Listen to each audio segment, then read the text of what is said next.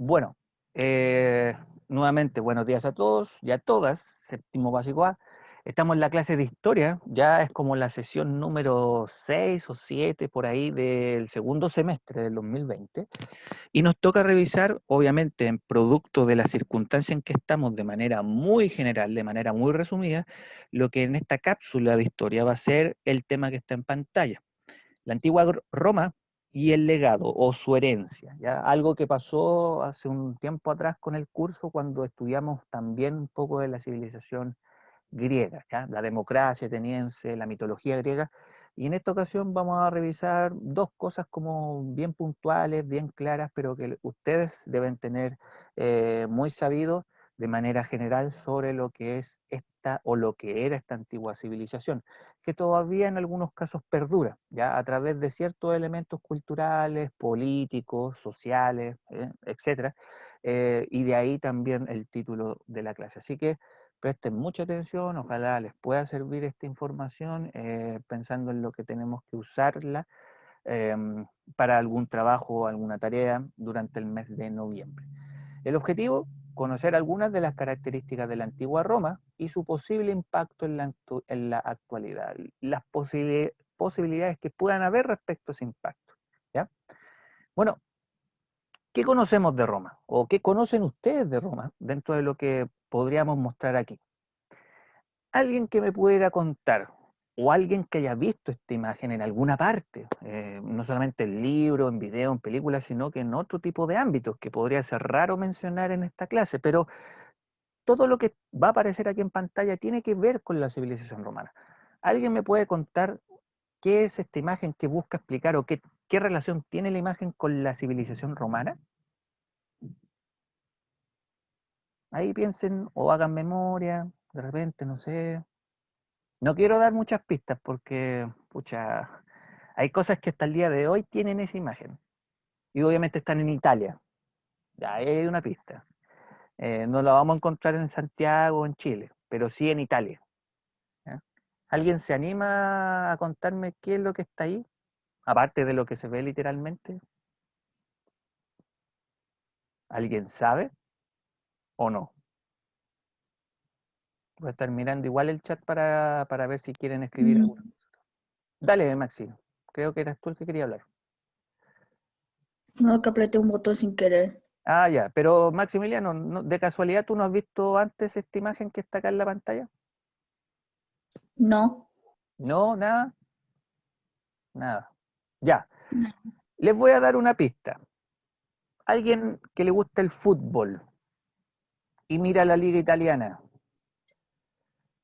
El ¿Alguien ha visto? equipo de Roma. Muy bien, Benjamín, correcto. El escudo de la Roma, por si no lo saben, ¿ya?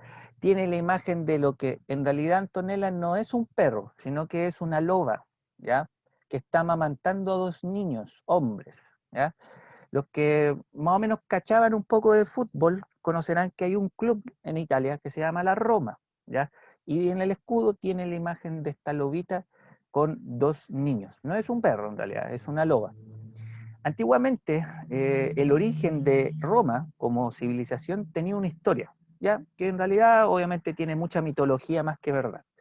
Y en resumidas cuentas, la historia contaba de que Roma fue fundado por dos personas, en este caso dos hermanos, que fueron abandonados. Ya justamente ahí donde está la ciudad de Roma, donde está el Coliseo, no sé, ahí, imagínense eso, pero que obviamente ahí no existía ni un edificio, nada. Era simplemente una colina, ¿ya? Y estos niños fueron encontrados abandonados por una loba, ¿no? Un animal, en este caso. Ella los alimenta y los cuida como si fueran sus hijos. Y esta escena es parte de esa mitología del origen de Roma. ¿Cómo se llamaban los dos hermanos? Lo vamos a dejar para un próximo capítulo, ¿ya? Por si alguien lo averigua de repente, o alguien lo recuerda, o alguien lo googlea en este momento y me puede decir por el chat quiénes eran estas dos, cómo se llamaban estos dos hermanos, ¿ya? Pero estos son los dos fundadores de Roma, ¿ya? Según la mitología romana, ¿ya? Y que fueron alimentados por esta loba, ¿ya? Ahí para que lo tengan presente. La otra imagen, ¿cómo se llama este lugar? Que hoy día... Seo. ¿Cómo, Benjamín? De nuevo, El Coliseo. el Coliseo. Ya, Benjamín, ¿y en el Coliseo qué se hacía? ¿Qué se hacía en el Coliseo a propósito de lo que quizás tú has visto en alguna película, por ejemplo? Dale. Las luchas. Las luchas entre los, ¿cómo se llamaban esos luchadores? ¿Alguien sabe? Gladiador. Gladiadores. Correcto. Muy bien. Creo que eras tú, Benjamín, el que Profe, dijo eso. Dime, ya sé quiénes fueron los fundadores de de Roma. Roma, ¿quiénes Pero fueron? mira, es Venus y Anquises. Oh, ya, Rómulo y Remus. ahí está, Maximiliano. Estaba seguro que era eso. Los dos hermanos, Benja, correcto. Ahí hay una corrección, no eran los dos otros personajes que se dijo al principio, sino que los que dijeron a continuación, Rómulo y Remo. De hecho, de ahí viene el nombre de Roma, en honor a Remo, ¿ya? Remo, Roma. Un pequeño cambio que hizo su hermano Rómulo, ¿ya? La historia igual es más o menos cruel, porque en algún momento los hermanos se dividieron el territorio, pusieron fronteras, y uno cruzó la frontera, que en este caso fue Remo, y Rómulo lo mata, ¿ya? Por un tema de haber hecho caso omiso a esa situación.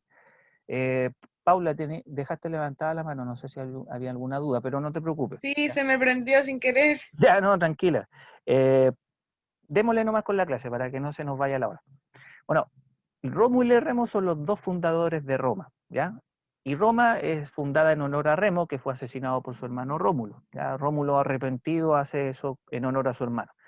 Bueno, pasan los siglos, se fundan ciudades, aparecen los primeros gobernantes, los primeros reyes, entre otras cosas. Y dentro de la arquitectura romana, uno de los edificios más importantes es el Coliseo Romano que tienen en pantalla, donde normalmente los emperadores romanos hacían estas famosas, no Juegos Olímpicos, como lo hacían los griegos, sino que simplemente estos circos romanos donde los gladiadores luchaban en honor a los emperadores, a veces tenían que luchar por su vida, y hay historias muy conocidas, incluso películas, ¿ya? Donde uno puede interiorizarse un poquito más del tema. Pero el Coliseo Romano es uno de los lugares más importantes de la civilización romana. Ya, ¿No era como un ejemplo, como un rodeo, así decirlo? podríamos decir, claro, una especie de rodeo, pero entre seres humanos. pero más que rodeo, Benja, piensa en lo que muchos hablan del Coliseo como el circo máximo.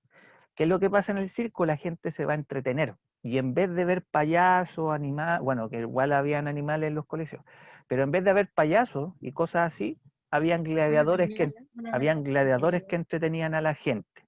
¿Cachai? Sí. Ya. Entonces piensa más en esa lógica, porque en un rodeo, en realidad el rodeo es lamentablemente un sometimiento contra animales. De ahí la lógica que mucha gente detesta de los rodeos. En Roma, en cambio, no, el espectáculo no era mirar a animales sufrir. Lo digo de manera muy respetuosa. En realidad, la gente se entretenía viendo a los gladiadores luchar y en algunos casos sufrir por su vida. ¿Ya? Una pequeña corrección, pero igual la pregunta era bien interesante. Ya. La otra imagen es el mapa de lo que ustedes conocen, obviamente, como Italia, ya la famosa botita italiana, que hasta el día de hoy existe. Bueno, ese era el territorio donde vivían los romanos, ¿ya? Hay distintos nombres ahí, no es necesario memorizarlos, pero esos nombres corresponden a los distintos pueblos que habitaron muy antiguamente la zona de la península itálica. De hecho, la bota italiana es una península, es una protuberancia de tierra que sale desde un centro, por así decirlo, y sale en dirección hacia el mar, en este caso el mar Mediterráneo. Pero ahí está Italia, y antiguamente era el territorio de muchos pueblos, como por ejemplo los etruscos, los sabinos, los latinos y los umbros, ¿ya? Eh, Son nombres que no es necesario memorizar ahora, pero para que se entienda que es muy relevante saber la ubicación geográfica de la antigua civilización romana, que es prácticamente lo que hoy día es Italia, ¿ya? Por eso los italianos son un país que ha heredado muchas cosas de esta cultura, el idioma, costumbres, facciones físicas, algunos, algunos conceptos también de la época romana, etcétera, ¿ya? Y a propósito de lo que yo le aclaraba al Benjamín, la imagen que está ahí correspondería, a propósito del Coliseo, ¿a a qué personajes? Lo dije, creo que hace 50 segundos atrás. Sore. Los luchadores y gladiadores romanos. Muy bien, perfecto, Benjamín. Todo el mundo debe ya obviamente tener claro esto. Son los personajes que participaban principalmente en los coliseos, ¿ya? Eran personas normales, eran mortales. Esto no es mitología por si acaso Luquitas, ¿ya? Porque Aquiles en realidad es un personaje más mitológico. Eh, pero particularmente los gladiadores romanos eran personas que en algún caso fueron soldados romanos, eran prisioneros de otras civilizaciones, de otras culturas, perdón. En alguna guerra que tuviera Roma con algún pueblo se tomaban prisioneros y muchos de ellos terminaban en el Coliseo como parte del espectáculo, ¿ya? Y más o menos tenían este tipo de indumentarias, pues usaban cascos, espadas, machetes, lanzas, etcétera, distintos tipos de armamento, los escudos también, y que fueron muy famosos en la antigua civilización o durante o gran parte de la historia de Roma, porque eran parte de lo que para muchos romanos y romanas era el momento de la entretención, el famoso circo máximo, ¿ya? En donde ahí se complementa con la imagen del Coliseo. Y el personaje que sale ahí, ¿quién era? No, no es un nombre, o sea, no es un personaje histórico real, pero ¿qué cargo tenía este personaje según la indumentaria, el gesto que está haciendo, lo que lleva como corona ahí en su frente? Él decide si sobrevive o muere. Lo Ya, comenta. ¿y quién tomaba esa decisión en Roma, Benjamín?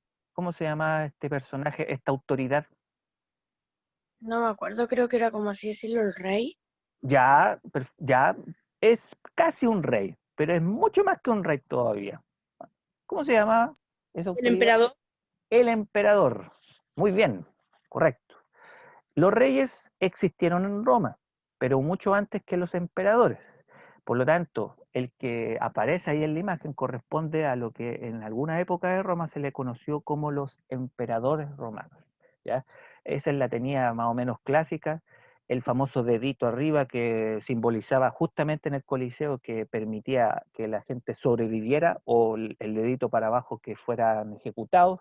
Es una típica escena también de alguna película.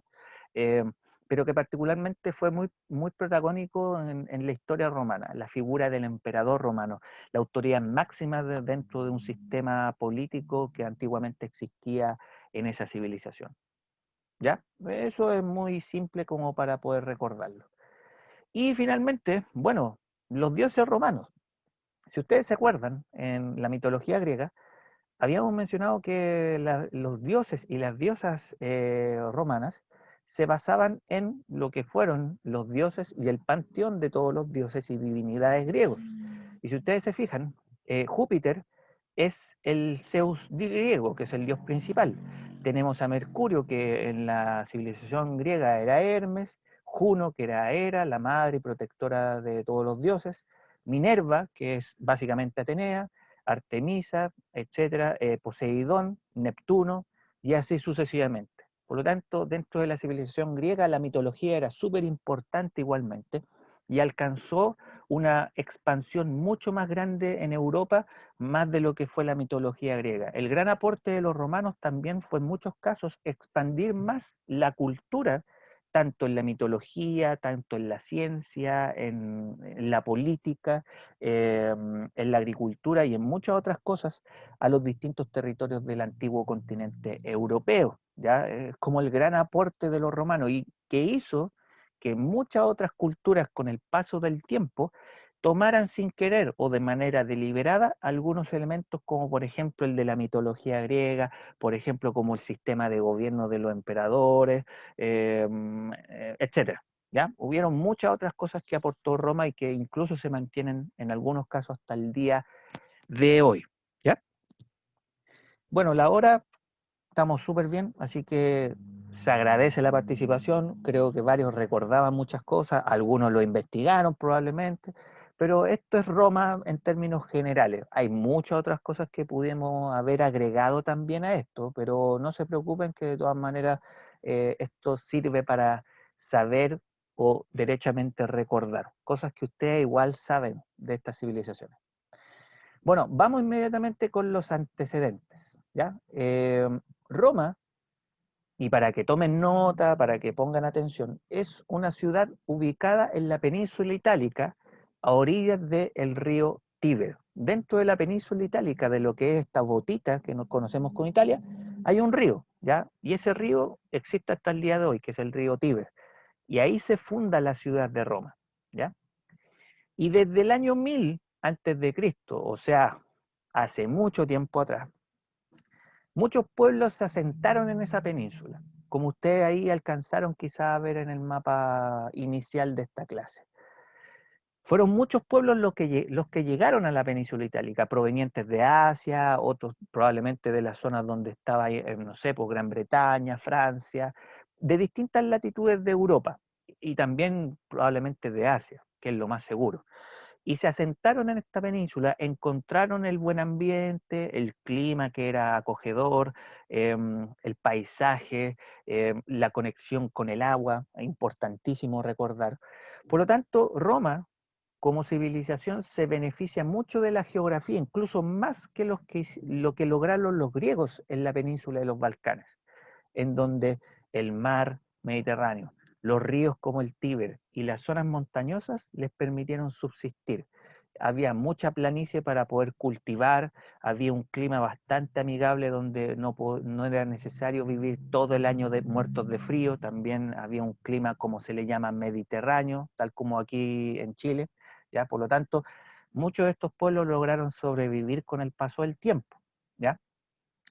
Por eso, Roma es conocido como la ciudad entre las 7 colinas, ¿ya? No solamente existía una colina, por así decirlo. Roma también es conocido como la ciudad de las 7 colinas, ¿ya? Y ahí yo se los voy a graficar en otro mapa que tengo más adelante. Pero si ustedes se fijan, voy a correr un poquito aquí, tenemos el mapa de la península itálica. Nuevamente tenemos los distintos pueblos que se alcanzan igual a ver un poquito, pero podemos destacar a los etruscos y a los latinos, que fueron como los que resistieron más el avance del tiempo, ¿ya? Pero más o menos también entender lo que básicamente fueron la cantidad de grupos humanos, tribus, provenientes de distintas latitudes de Europa, y que habitaron gran parte de lo que fue la zona de la península de los Balcanes, perdón, la península itálica, donde se encuentra justamente aquí al centro, ¿ya? Ahí está el mar Jónico, el mar Adriático, el mar Tirreno, las islas de Cerdeña, Córcega y Sicilia, que existen hasta el día de hoy, ¿ya? Y lo que es básicamente el territorio ocupado por una infinidad de pueblos antiguos, ¿ya? Y que ellos se van a ir mezclando posteriormente y fundarán lo que ya conocemos como la ciudad de Roma, ¿ya? ¿Qué significa que Roma sea una ciudad entre 7 colinas? ¿Ya? Básicamente, por ser una ciudad ubicada justamente en una zona donde justamente está al lado el río Tíber, ¿ya? Y por otro también se encuentran distintas colinas que permitieron a la ciudad de Roma protegerse de las inclemencias del tiempo, del clima y sobre todo de la invasión de pueblos extranjeros, de pueblos bárbaros, ¿ya? Estratégicamente Roma sirvió mucho para la protección de la ciudad. Por lo tanto, eh, al ser fundada cerca del río Tíber, permitió dos cosas: tener una frontera natural que impidiera a pueblos bárbaros cruzar el río, porque no era fácil cruzar ese río, era bastante grande, bastante fuerte en el torrente, y también las famosas 7 colinas que la protegieron también de la misma situación. Pero antes, los pueblos romanos, los pueblos que habitaron la zona de las 7 colinas, bautizaron el lugar como la zona de El Lacio, ¿ya? De ahí que hay un equipo también de fútbol que se llama la Lazio, ¿ya? Y es en honor también a lo que correspondía a la zona de las 7 colinas de Roma, que justamente se encuentran más o menos aquí. 1, 2, 3, 4, 5, 6, 7, bueno, ya aparece una octava, pero uno de estos lugares queda descartado como colina porque sirvió más que nada para el desarrollo de la ciudad de Roma, de habitar, ya a través de casas, calles, templos, lugares de gobierno, etcétera. Pero si ustedes se fijan, el río Tíber, que está más o menos en el lado izquierdo del mapa, cruza por lo menos una parte de lo que es la ciudad de Roma y la protege de, por ejemplo, invasiones, a pesar de que habían conexiones a través de puentes, calles, etcétera, pero todo estaba vigilado, obviamente, y lo que corresponden a las respectivas colinas, en donde podemos encontrar el Aventino, el Palatino, el Capitolio, el Celio, el Esquilino, Viminal y el Quirinal. ¿Ya? Ahí, si no me equivoco, están las 7 colinas. De hecho, esta queda fuera por el tema de la frontera, ¿ya? Porque aquí había una frontera imaginaria, por así decirlo, que servía para generar mayor ubicación a las personas que vivían en esa antigua civilización, o por lo menos en la antigua ciudad de Roma. Ahí, si ustedes se fijan, está el Foro Romano, donde prácticamente se encontraba la parte gubernamental de la ciudad, el Circo Máximo, donde se hacían las carreras de cuadrigas, o en este caso las carreras de caballos, y obviamente el anfiteatro, que es conocido como el Coliseo Romano. Ahí más o menos hay una imagen gráfica de lo que es la ciudad de Roma. Esta no es la península itálica, no es Italia, sino que simplemente la ciudad de Roma, ¿ya? Recuerden que estos son fronteras naturales, como por ejemplo el río, y también las distintas colinas que podríamos entenderlas como si fueran una especie de montes, ¿ya? Como si fueran cerros, pero en realidad simplemente son colinas, ¿ya? Son formaciones de tierra muy diferentes a un cerro, que permitió, por ejemplo, en su planicie, construir y levantar distintas estructuras, como las que ustedes ven por ahí dentro de esta imagen, ¿ya? ¿Tienen alguna duda hasta ahora o vamos bien? Todo bien, parece. Ok, ya voy a revisar el chat por si de repente quedó alguna duda. Creo que no. Ya, ok. Ya. Con esa imagen gráfica vamos a terminar esta sesión introductoria de la civilización romana con la línea de tiempo clásica del profe Jorge. Generalmente yo soy muy bueno para utilizar las líneas de tiempo porque a uno lo aterrizan cronológicamente. Y para finalizar, a propósito de lo que revisamos más o menos de Roma, un poco de su historia, algo de su cultura y obviamente la ubicación que ésta tenía en el mapa, la historia de Roma se divide en 3 etapas. Y esto es importante que recuerden. La etapa de monarquía, del 753 a.C. hasta el 509, la República Romana, del 509 a.C. al 27 a.C., y finalmente la etapa del Imperio Romano, que es del 27 a.C. hasta el 476 después de Cristo.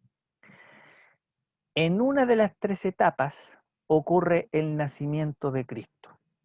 No está aquí puesto, pero quiero que descubran y me digan en cuál de las 3 etapas nació Cristo.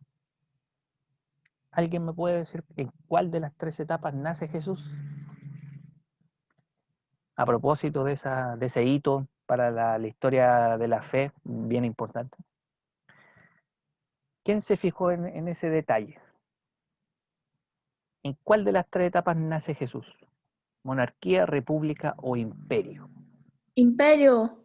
¿Por qué, Maxi? Ahí porque el 27 antes de Cristo y ¿Ya? el 476 después de Cristo. Listo. Perfecto. Brillante. Se nota quizás tomando en cuenta la cifra numérica que sale ahí. Pero claramente cuando en el imperio se habla del después de Cristo, y obviamente aquí se habla del antes de Cristo, claramente en algún momento del imperio nació Jesús. Por lo tanto, la historia de la Iglesia Católica, por así decirlo, ocurre durante el Imperio Romano, ya por lo menos dentro de los territorios del antiguo Imperio Romano, porque en otras partes del mundo la gente igual existía, tenía su cultura, estaban en América los mayas, qué sé yo. Pero para conocimiento de cada uno de ustedes, ese hito también lo podemos ubicar dentro de esta línea temporal. ¿ya? Bueno, y algunos hitos importantes que hay que tomar a considerar dentro de estas tres etapas. Podemos encontrar no solamente el nacimiento de Cristo durante el imperio, sino que también, por ejemplo, la fundación de Roma a manos de Rómulo, ya en honor a su hermano Remo, en el 753, y ahí empieza la serie de monarquías que gobernaron Roma. Si no me equivoco, había una cantidad de siete reinos etruscos que eran súper importantes, ahí me falla quizá un poquito la memoria, pero perfectamente eso se puede investigar para la próxima clase. Pero en la monarquía básicamente se caracteriza por ser la etapa de gobiernos de reyes romanos. ¿Ya? Alguien dijo eso tema de la figura de un rey. Bueno, en Roma existieron, pero al principio de su historia. Cuando dejan de existir los reyes, cuando son derrocados y dejan de tener importancia, viene el periodo de la república, ¿ya?